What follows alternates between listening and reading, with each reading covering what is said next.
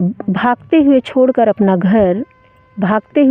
अपना घर, पुआल मिट्टी और खपरे पूछते हैं अक्सर, ओ शहर क्या तुम कभी उजड़ते हो किसी विकास के नाम पर। नया जंगल ये खड़ा नहीं कर सकती है, वो ताकत इस देश में नहीं है। और अडानी के जो फाउंडेशन है, वो जो दावा करते हैं कि हम वृक्षारोपण कर रहे हैं और हम इसी तरह जंगल लोगों को लौटा पाएंगे, ये पॉसिबल नहीं है। आप हसदेव अरण्य का मामला लगातार तूल पकड़ा हुआ है। इसी कड़ी में हम यहाँ से गुजर रहे थे तो हमारी नज़र एक कवित्री और समाज सेविका पे पड़ी, जिनका नाम जसमीत क्रिकेटा है और ये झारखंड की रहने वाली हैं। और ये हसदेव आई थी कि हकीकत में दूर से हसदेव कैसा दिखता है और पास में कैसा दिखता है, हम उनसे जानने की कोशिश करते हैं।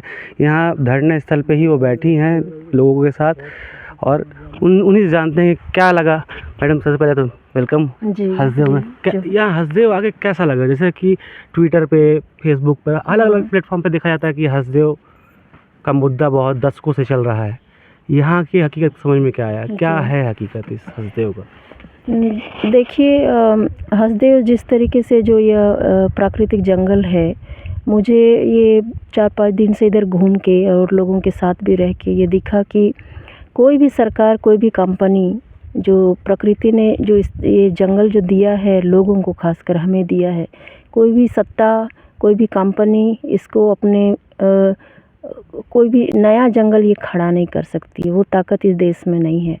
तो बस आदिवासियों के पास और इस देश के लोगों के पास एक ही विकल्प बचता है कि वो अपनी पूरी ताकत झोंक के, पूरी ताकत लगा के इस तरह के नेचुरल रिसोर्स जो लोगों के पास है और जो उसको कैसे बचा सके। और ज़मीन पर जो लोग यहाँ पे संघर्ष कर रहे हैं और 680-90 दिनों से भी अधिक, इधर 1 दशक से तो ये लड़ाई चल रही है, लेकिन इधर जो लगातार गांव के लोग बैठ रहे हैं और संघर्ष कर रहे हैं, हमें यहाँ पे ऐसा दिखाई पड़ता है कि थोड़े से लोग हैं, थोड़े से गांव के लोग हैं, बट असल में ये पूरे देश की ये उम्मीद है, विश्व की ये उम्मीद है। जब बाहर से लोग जब लोगों को देखते हैं कि वो धरना प्रदर्शन कर रहे हैं, ज़मीन पे बैठे हैं, ज़मीन पे वो जब लड़ रहे हैं, तो पूरे देश के लोगों को इससे ताकत मिलती है।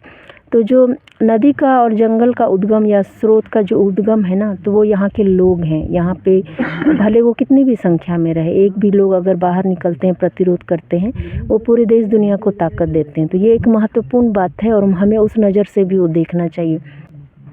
और अडानी के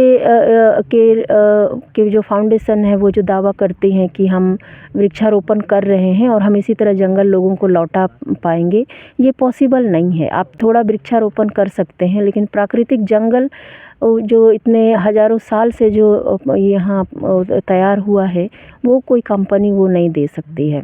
हालांकि उनको मालूम है कि ये जो डिस्ट्रक्शन है वो हो रहा है और उसका एक भरपाई के तौर पे कुछ पौधे वो लगाए जा रहे हैं। और देखिए, सरई का बीज वो कहीं से नहीं ला सकते। वो सरई का बीज वो कहाँ से ला रहे हैं? जो जंगल बचे हुए हैं वहाँ से वो सरई का बीज वो ला रहे हैं। और जिन आदिवासियों का गांव उजड़ा है, उन्हीं लोगों को सरई का बीज वही प्राकृतिक जंगल में चुनने के लिए वो भेज रहे हैं। तो जब वो जंगल ख़त्म हो जाएगा, फिर आप वो बीज कहाँ से वो पैदा करेंगे?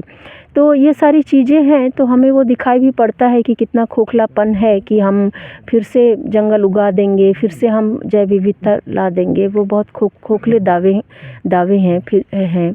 और चूँकि आदिवासियों का ये हमें जानना चाहिए कि आदिवासी जो जंगल के साथ उनका जो जुड़ाव है पीढ़ी दर पीढ़ी, और उनका एक बिलीफ सिस्टम भी नेचर के साथ ही है। वो नेचर के ख़त्म होते ही आदिवासियों का अस्तित्व ख़त्म हो जाएगा।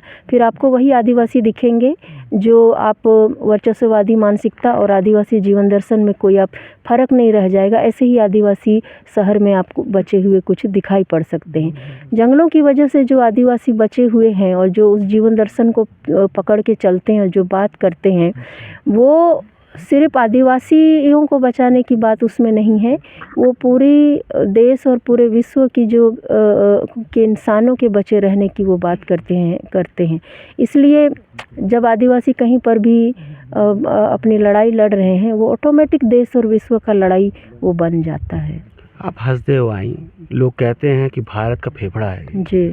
आपको देखने में लगा क्या वाकई में फेफड़ा है और इस फेफड़े पे क्या घात हो रहा है? जी, तो ये बहुत खूबसूरत जंगल है। मुझे लगता है मेरा बचपना सारंडा जंगल के आसपास बीता है, और इतना, और वो भी हाथियों का घर रहा है और आदिवासियों का भी घर रहा है।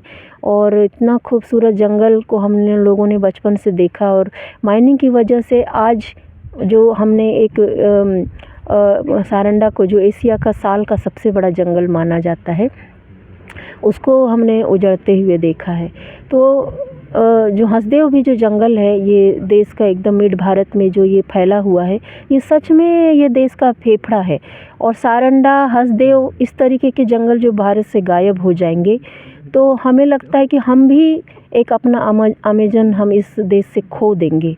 तो मुझे लगता है कि आने वाला समय बहुत बुरा है लोगों के लिए, और जितनी तेज़ी से हम वो बात समझ पाएँ और देश भर में, विश्व में इस बात के लिए लड़ाई कर पाएँ और खड़े हो पाएँ, हम यही कर सकते हैं। और हमारा, मुझे लगता है, निरंतर संघर्ष करने के अलावा हमारे पास और कोई विकल्प नहीं है। लोग जो संघर्ष कर रहे हैं और सारी जगहों से जो लोग निकल के आएंगे, वही सत्ता को प्रभावित कर सकते हैं, अपना दबाव बना सकते हैं। हम शांति से तो बैठ के उम्मीद नहीं कर सकते हैं कि कोई कंपनी और कोई सरकार इस दिशा में सोचेगी और हमारे लिए, क्योंकि मुझे लगता है सत्ता में भी अभी तक इतना रचनात्मक क्षमता और इस तरीके से संकीर्णता को छोड़ करके देखने का दृष्टि अभी भी बहुत व्यापक नहीं है। वो साधारण लोगों में है, जो ज़मीन से जुड़े हुए हैं, जो कलेक्टिव जी रहे हैं, और वही लोग सत्ता को भी प्रभावित कर सकते हैं और सत्ता को भी बदलने के लिए दबाव बना सकते हैं। तो इसलिए प्रतिरोध तो ज़रूरी है। आसपास के इलाकों में आप घूमी, जी, कुछ दिन से आप यहाँ हैं। जी। जैसे बताया जाता है कि कंपनी ने बहुत लोगों को रोज़गार दिया है, बहुत लोगों के साथ बहुत अच्छा ट्रीट करती है और उनको बहुत सारा काम दिया है, जिससे लोग आज वेलफेयर के काम बहुत सारे हुए हैं। आपको धरातल पे कैसा दिखता है, वो काम है कि नहीं है? देखिए, कोई भी कंपनी, कोई भी लोगों ने कंपनी को ये नहीं पूछा कि बिना उजाड़े आप हमारे विकास की बात कोई कंपनी ने क्यों नहीं कभी सोचा। बिना उजाड़े क्यों नहीं सोचती है कि हमको बिना उजाड़े, हमारा घर या जंगल बिना उजाड़े हमको अच्छी शिक्षा मिल सकती है, हमको रोज़गार के अवसर मिल सकते हैं, हमको छोटे छोटे कुटीर उद्योग जिंदा रखने का वो रास्ता मिल सकता है। ये बिना किसी को उजाड़े क्यों नहीं सोचा जाता है? मतलब हमसे इतना ज़्यादा कुछ लिया जा रहा है और बदले में हमको वो थोड़ा पौधा लगा दिए, 8-10 गाँव में कुछ कुटीर उद्योग खोल दिए।